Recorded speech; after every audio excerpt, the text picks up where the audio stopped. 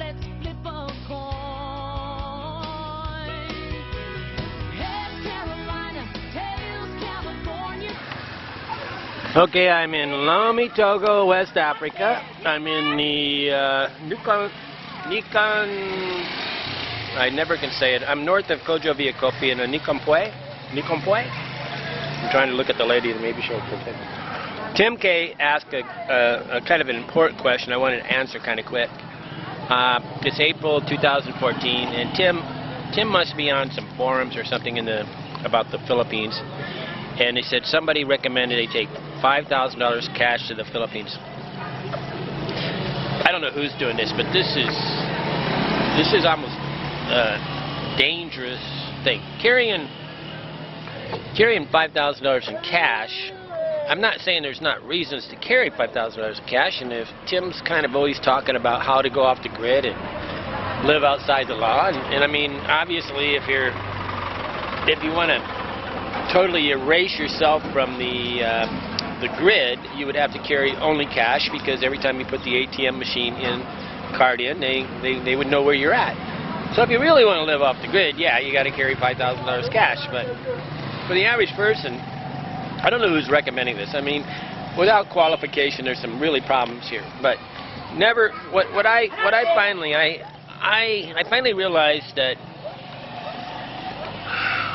See, I go to the ATM card machine and I take out as much as I can, which is about $400, $500 now. Some places it's $300, and that means that if I live in a $10 a night hotel, I have about 20 days to live, right? But if I was living in a $100 a night hotel, I would only have 3 days to live.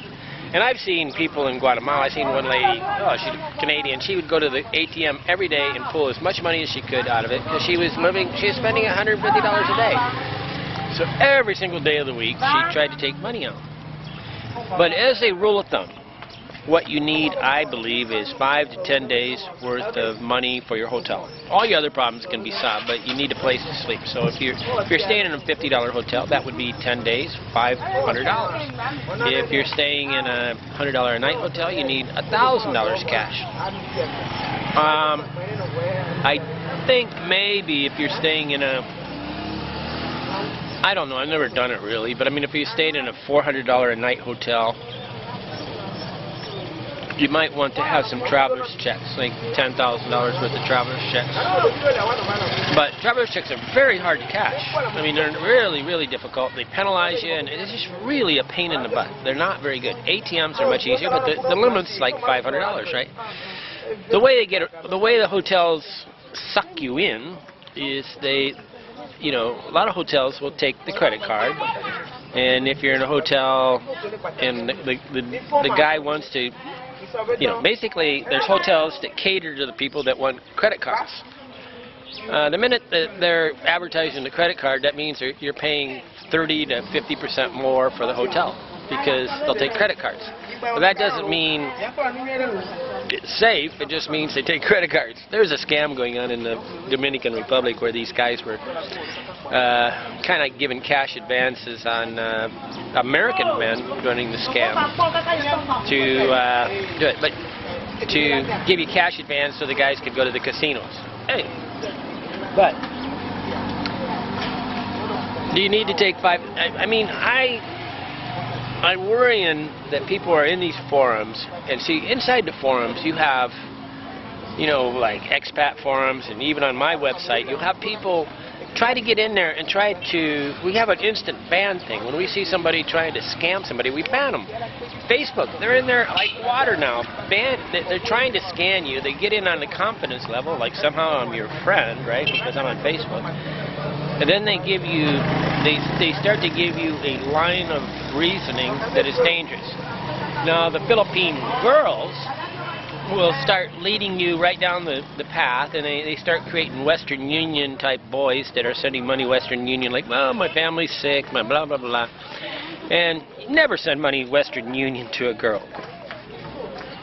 It's the kiss of death. You really just kind of an addiction. You feel good, they feel great, because now these girls will sit in the internet cafes in the Philippines, and they'll be working 18 guys at one time. They get really good at it. And especially if they're in Manila. I mean, they just, with the internet, there's just working the men.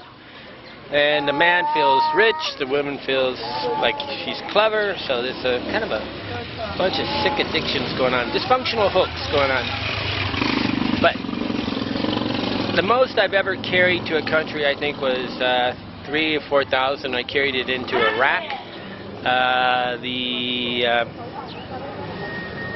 I mean, I would go, if I went to Somalia right now, I think I would carry in $5,000 to $10,000 cash. I don't know. I mean, it's possible the ATM machines are working there. At first, I would make sure the ATM machines are working, and then, but you know, in a place where you need cash, they don't take travelers' checks. But there's always, I don't know. Even while the Iraq War was going on, and I was there. I mean, I went in there 2 months after the heavy fighting. The Sheraton and the Palestine Hotel were taking credit cards, taking things. They were basically outside the war, allowing everybody to come in, and it's like suddenly there's a place for the business guys, the newspaper reporters, the television reporters to live that's not in the war.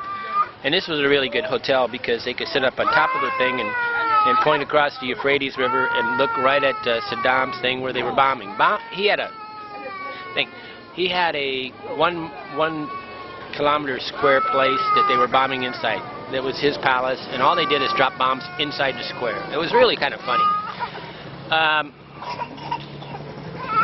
So the rule of thumb again is you take the price of the hotel you're going to stay in, and you really, in the poor countries, you never need to stay more than about $25, $35 to have an excellent hotel. Multiply it times 10, and that's how much money cash you need. You might double it, but I mean, I will regularly carry $1,000 cash. And it's the speed at which you travel, too. I mean, if you're going to travel really fast, yeah, you need extra cash, because you're crossing borders in Africa, you may not be able to find... I mean, there's almost always a way to change dollars. And in Africa, you don't carry euros, you carry dollars. I mean, I carried about $2,000 to Africa the first time I came here in euros. And I had a hell of a time getting rid of it. And I was recommended by, because blah, blah, blah, there's just all this Mickey Mouse gossip that goes on that things are changing. Dollar is king. Carry dollars, carry a few euros, maybe I have 100 euros right now on me and $800 in US dollars, and it depletes, it goes up, it goes up and down. But anybody that's on an internet connection, 90% of the time they're trying to boost their, I don't know, social status by telling you advice is just not true. It's really dangerous, Tim. Gotta be really, I mean, only one, and if you really push these guys, you'll find out they've never even been to the country. They're just repeating some idiot stuff. So there's this churning stuff that's going on. You got to get specifics. When you're getting an informant, you got a guy, like you'll see me write stuff like, I'm in Lomé, Togo. I'm on rural Togoville right now, rural de Togoville, and there's your fraud. I'm at the Moon Plaza Hotel. In front of it, I'm on the corner, and the date. I'm giving you very, very specific things. I even give you the name of the people around. The people that don't frame it out with any real things aren't even there. Okay, so I think it's a lot to do with the price of the hotel. If you're staying at a $500 a night hotel, yeah, maybe you want to take $10,000 in cash, $5,000. Andy Graham, thanks, Tim.